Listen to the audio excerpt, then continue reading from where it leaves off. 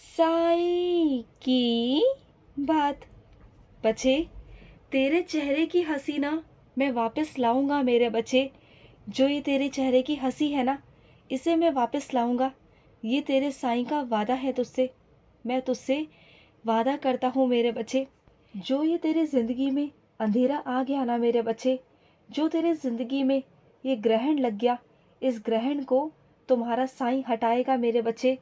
और तेरी हंसी, तेरी खुशी मैं वापस ला कर दूंगा तुझे मेरे बच्चे। तेरा साईं तुझे वापस ला कर देगा। और सुन मेरे बच्चे, आज एक काम करोगे मेरे बच्चे। आज 108 बार मेरे बच्चे राम राम की पर्ची बनाकर, उसकी माला बनाकर मेरे बच्चे हनुमान जी के गले में डालना। और आज अपनी सारी परेशानियां, अपने सारे कष्ट बजरंग बली के चरणों में रख देना मेरे बच्चे। तेरा कल्याण होगा मेरे बच्चे, सुखी रहो। और सुनो मेरे बच्चे, तुमसे एक बात कहना चाहता हूँ। साईं सा चरित्र तो तुम रोज पढ़ते हो मेरे बच्चे, लेकिन ढंग से समझते नहीं हो, जल्दबाजी में पढ़ते हो। तो जल्दबाजी बिल्कुल भी नहीं करनी है मेरे बच्चे, तुम्हें आराम आराम से पढ़ना है। और अगर तुम साईं सा चरित्र को आराम आराम से समझ समझ कर पढ़ोगे ना, तो तुम्हारी सारी दिक्कतें खत्म होंगी, सारी परेशानियां खत्म होंगी मेरे बच्चे।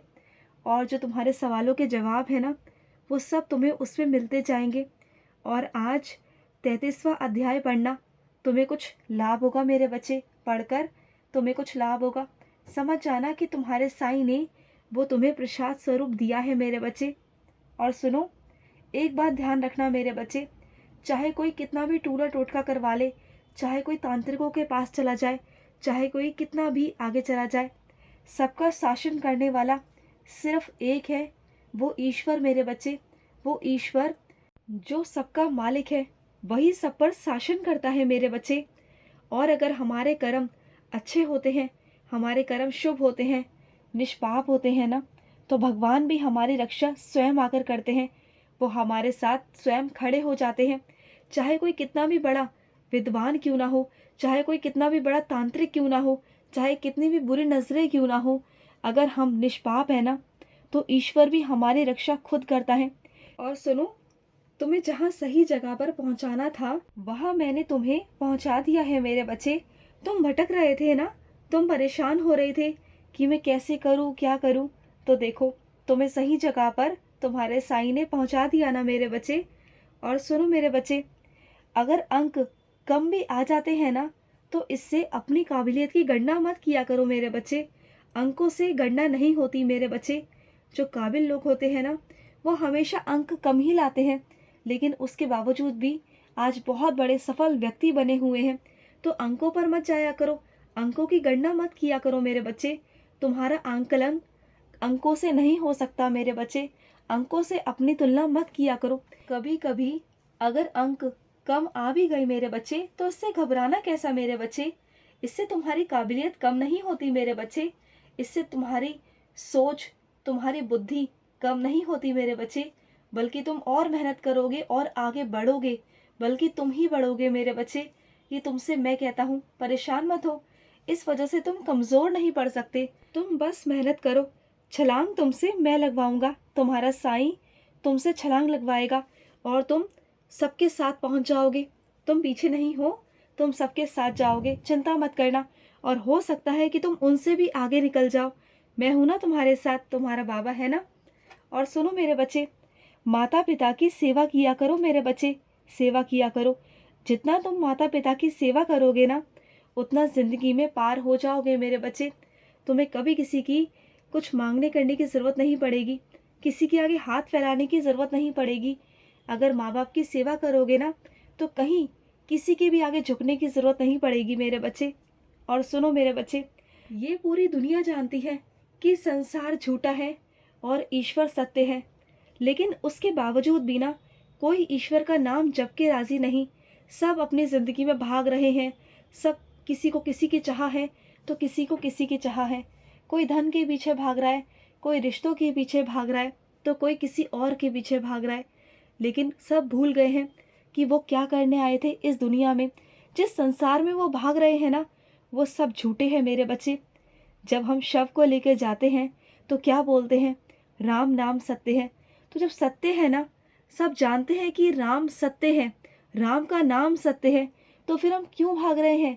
किसके पीछे भाग रहे हैं? किस मोह माया के पीछे भाग रहे हैं? उसके बाद भी नाम नहीं जपते। हम चाह कर भी ना अपने आप को धोखा दे रहे हैं। हम अपने आप को खुद धोखा देते हैं, हम खुद। अगर तुम अपने जीवन में उन्नति प्राप्त करना चाहते हो ना, तो सुनो, भगवान से सेवा का अवसर मांग लो कि भगवान, मुझे चाहे माता पिता की सेवा हो, चाहे किसी बीमार व्यक्ति की सेवा हो, गुरु की सेवा हो, या किसी पशु पक्षी की सेवा हो, या कोई ऐसा बीमार व्यक्ति हो जो असहाय हो, जो अपनी मदद खुद नहीं कर पाता, जो खुद से कुछ नहीं कर पाता। अगर तुम ये सेवा ईश्वर से मांग लोगे ना, तो तुम्हारी उन्नति निश्चित है मेरे बच्चे। ये रामबाण उपाय है मेरे बच्चे, उन्नति का ये रामबाण उपाय है। इसके ऊपर कोई उपाय नहीं मेरे बच्चे। अगर तुमने ये कर लिया ना, तो तुम्हें किसी औषधि की, किसी से कुछ मांगने की, कुछ करने की जरूरत नहीं पड़ेगी। ना कहीं भटकने की, ना किसी दर पे जाने की, ना कोई उपाय करने की मेरे बच्चे। तुम अगर अपने जीवन में किसी एक की सेवा कर लेते हो ना, तो वो सब कुछ लाकर तुम्हारे चौखट पर रख देगी। तुम्हें कहीं मांगने या जाने की जरूरत नहीं पड़ेगी। ईश्वर खुद आएंगे तुम्हारी चौखट पर, तुम्हें आशीर्वाद देने आएंगे। तुम्हें गले लगा कर ना, तुम्हें खुद ढेर सारा आशीर्वाद देकर जाएंगे मेरे बच्चे। कर कर देखो ऐसा, कर कर देखो मेरे बच्चे। अगर अपने जीवन में कुछ पाना चाहते हो ना, तो एक सेवा करो मेरे बच्चे, एक सेवा करो, जो सेवा तुम्हारी जिंदगी को सफल कर देगी मेरे बच्चे।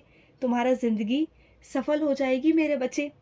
और हमेशा सेवा करो तो निस्वार्थ भाव से करना मेरे बच्चे, बिना किसी स्वार्थ के, मन से तन से करना मेरे बच्चे। जितने भी तेरी बुराइयां हैं ना, जितने भी तेरे प्रारब्ध हैं, उन सब का नाश अवश्य हो जाएगा मेरे बच्चे, अवश्य हो जाएगा।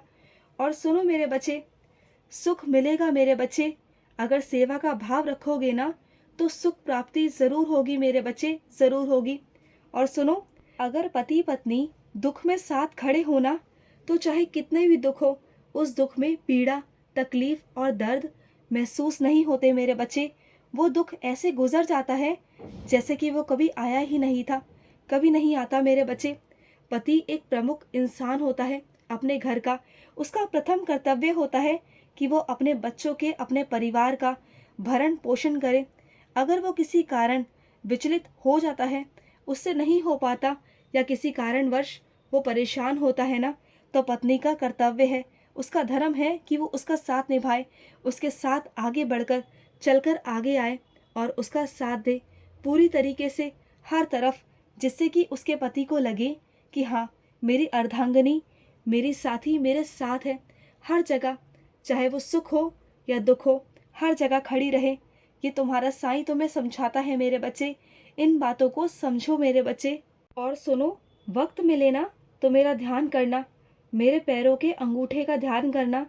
मैं तुम्हें दर्शन दूंगा मेरे बच्चे, ज़रूर दर्शन होंगे तुम्हें मेरे, ज़रूर होंगे, पर दिल से और मन से करना। मैं आकर ज़रूर तुम्हें दर्शन दूंगा मेरे बच्चे। खुश रहो। आज का मध्याह्न साई संदेश समाप्त हुआ।